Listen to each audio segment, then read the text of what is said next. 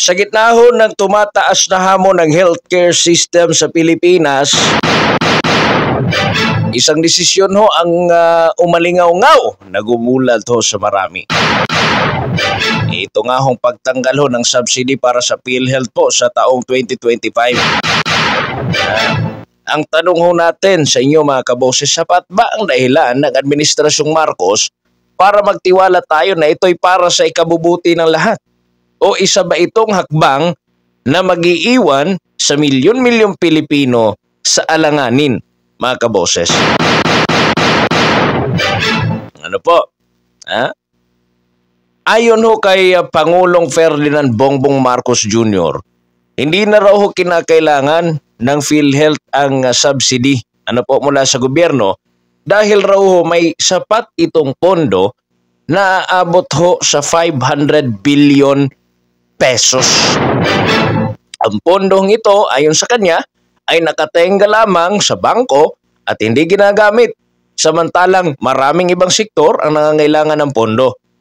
Sabi ho niya, tanong ho ni Presidente Marcos, bakit natin bibigyan ng pera na hindi naman nagagalaw? Mas mainam nating ilaan sa ibang programa. Pinunto rin ni Pangulong Marcos na ang problema ng PhilHealth ay hindi sa pondo raw ho, kundi sa clogged, umabagal itong sistema. Ang digitalization daw ho ang solusyon para maayos ang backlog sa mga claims kasabay ng pagpapalawak ng mga benepisyo.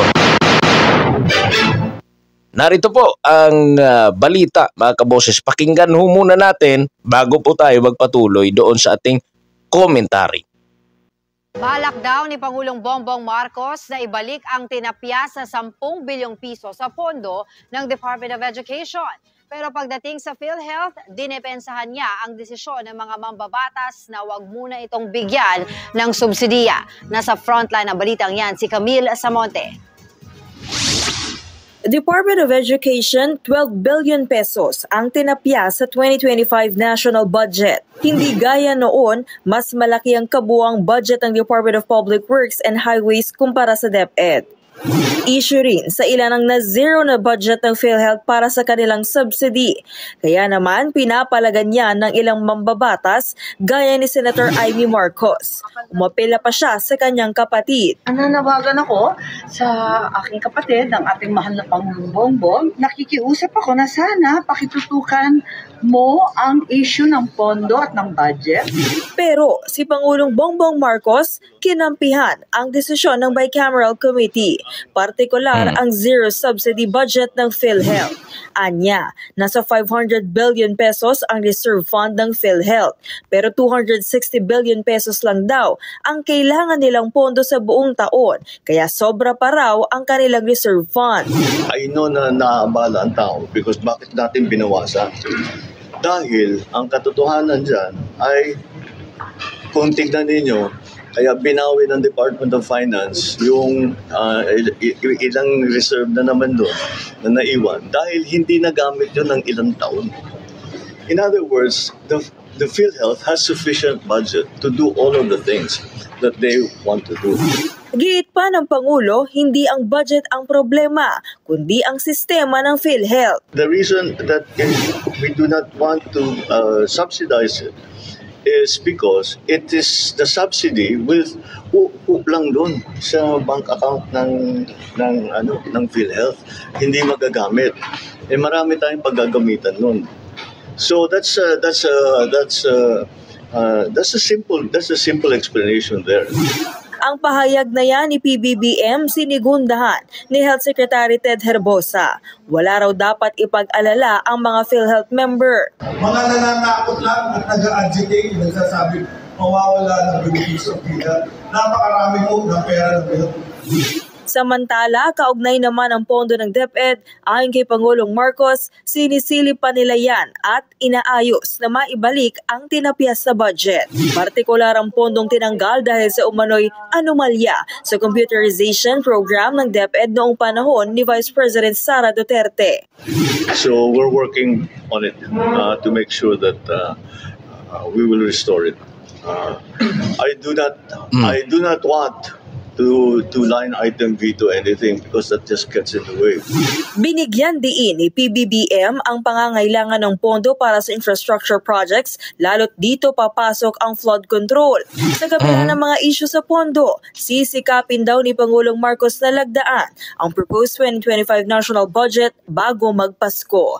Nagbabalita mula sa Frontline, Camille Samonte, News 5.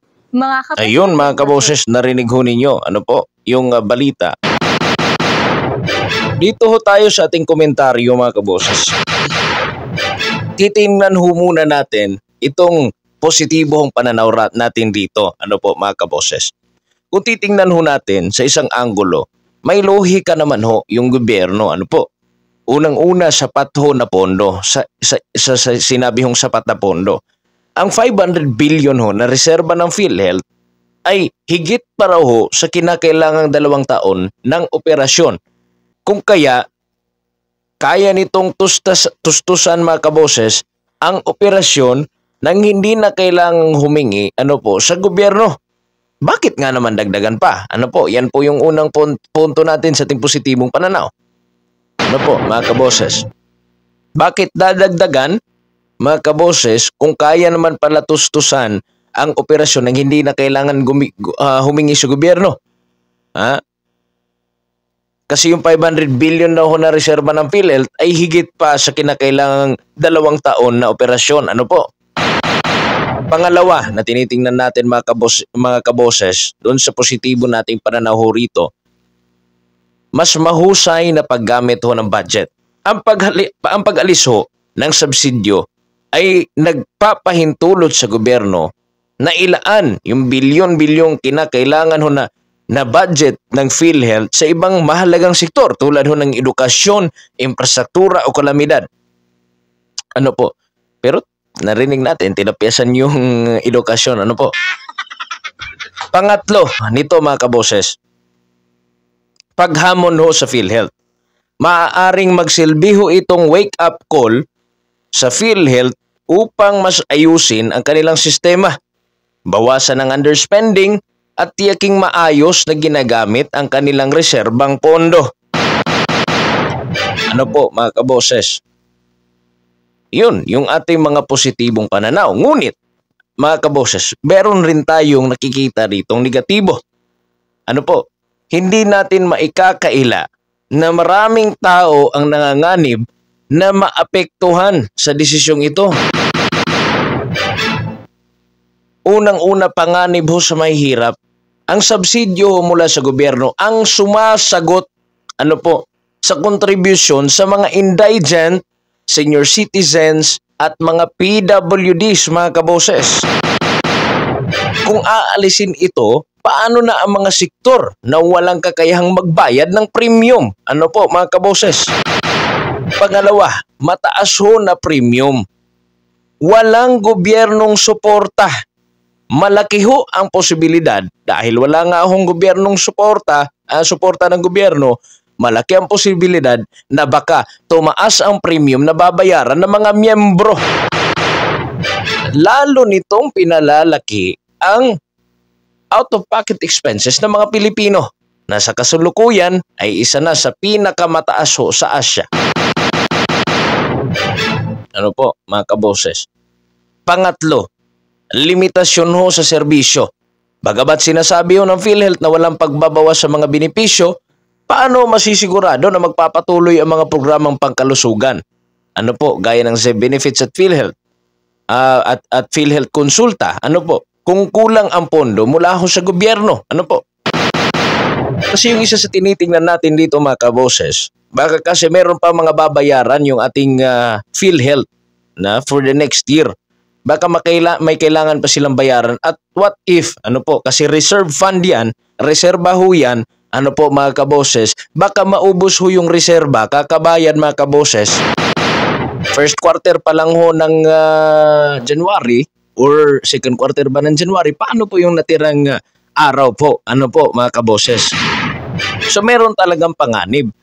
Nanganganib ho ang atin po mga indigent, senior citizens at mga PWDs, mga kaboses. Tayo ho, mga kapos na mga Pilipino na nangangailangan ho ng libreng serbisyong medikal.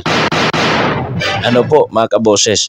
Ayon ho kay Health Secretary Teodoro Herbosa, may surplus ang PhilHealth na resulta ng underspending sa mga nakaraang taon. Ngunit, binigyang diin niya ang underspending na ito ay dahilan kung bakit patuloy na nagbabayad ng mataas ang mga Pilipino para sa healthcare.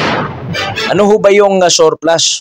Ito pong surplus ay tumutukoy ho sa kalamisan o sobrang pondo na natitira pagkatapos may ibigay o magastos ang lahat ng kinakailangan po. Ano po mga kaboses? Sa madaling salita, ito ang natitirang pera. Ano po mga kaboses? Pero yung natirang pera, di ba? Yung 89 billion, ano po? Kinuha ho ng National Treasury. Tinransfer po ng ating gobyerno mga kaboses. Ano po? So paano na yan ngayon? Ano po mga kaboses?